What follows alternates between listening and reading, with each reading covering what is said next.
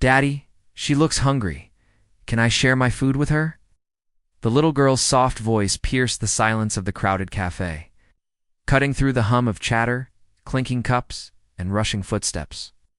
Her tiny hands clutched a plate of pancakes, her wide eyes fixed on a woman sitting alone at the corner table. The woman had nothing in front of her but a glass of water, her fingers trembling slightly as she wrapped them around it.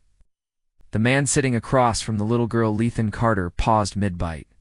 He wasn't just any father. He was the CEO of one of the country's largest investment firms. A man who people usually described as cold, calculating, and untouchable.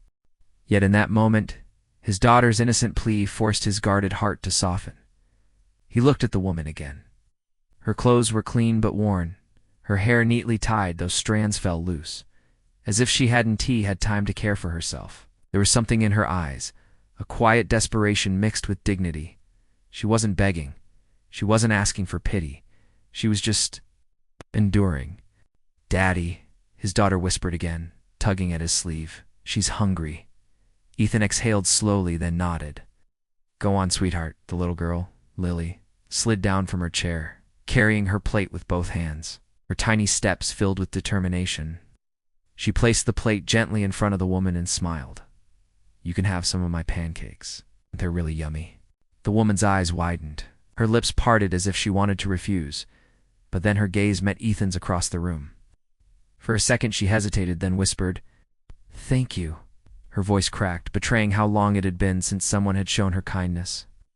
Ethan joined them, sitting down beside his daughter. "It's all right," he said calmly, though his deep voice carried a weight of authority. "Please eat." The woman's hands trembled as she picked up the fork, taking a small bite. Tears welled in her eyes. I'm sorry. I didn't mean for anyone to notice." "What's your name?" Ethan asked gently. "Anna," she said after a pause. "Anna Hayes." Lily beamed. "Hi, Miss Anna. Daddy makes the best spaghetti at home. You should come eat with us sometime." Ethan almost choked on his coffee at his daughter's boldness, but Anna only let out a weak laugh. "You're very kind, Lily." As Anna ate slowly, Ethan studied her closely. There was something more behind her exhaustion. She wasn't someone who had given up. She was someone fighting hard to stay afloat. And though he had built walls around himself after his wife's death years ago, something about her tugged at him. Over the next week, fate brought them together again. Ethan discovered that Anna was a teacher who had lost her job when the school shut down. She had been tutoring kids part-time but couldn't make ends meet.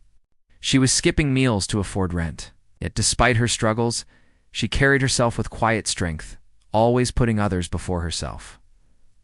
Lily grew attached to Anna quickly.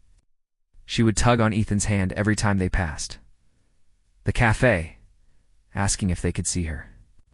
She would draw pictures of Daddy, me, and Miss Anna at school. One evening when Ethan was tucking her into bed, Lily whispered, "Daddy, she makes me feel warm inside. Like Mommy used to." The words hit him like a storm. I hadn't let anyone close since his wife's passing. He had buried himself in work, trying to fill the emptiness with success. But now, watching his daughter's innocent hope, he wondered if life was offering him another chance. But things weren't that simple. When Anna learned who Ethan really was, she grew distant. "You're the Ethan Carter, the CEO?" she asked. Disbelief etched across her face. He nodded. "Does it matter?" She looked down, her hands twisting nervously. "It does. People like you live in a different world. I can't be a part of that."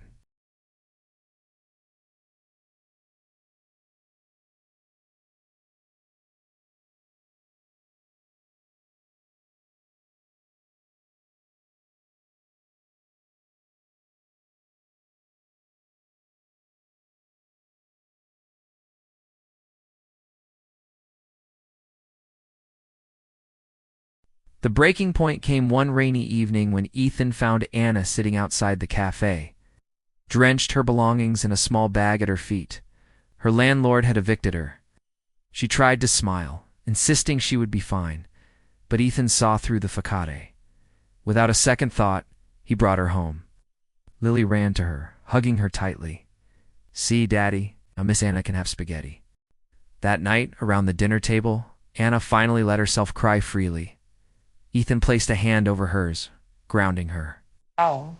In that moment, she realized she wasn't alone anymore. Weeks turned into months, and what began as an innocent gesture of kindness blossomed into something deeper. Ethan's icy walls melted. Anna's broken spirit found strength again, and Lily, she got what she had wished for all along, a family that felt whole. One sunny morning, as they walked in the park, Lily skipped ahead, holding both their hands. "Daddy," she said with her usual boldness, "can Miss Anna be my mommy now?" Anna froze, blushing, but Ethan only smiled. He knelt down to his daughter's height, his eyes never leaving Anna's.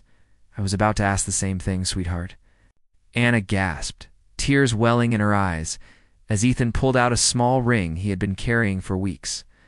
"Anna Hayes, will you marry me?" She covered her mouth, overwhelmed. Then, nodding through tears, she whispered, "Yes." Lily clapped her hands, jumping with joy. "Now we can all eat pancakes together forever." And so, what began with a little girl's selfless act of sharing her food became the start of a new chapter, one filled with love, healing, and the unshakable bond of family. By the end, Ethan realized something profound. Success wasn't measured by the towers he built or the fortune he amassed, but by the hearts he chose to share his life with. And it all began with one simple question from his daughter. "Daddy, she looks hungry. Can I share my food with her?"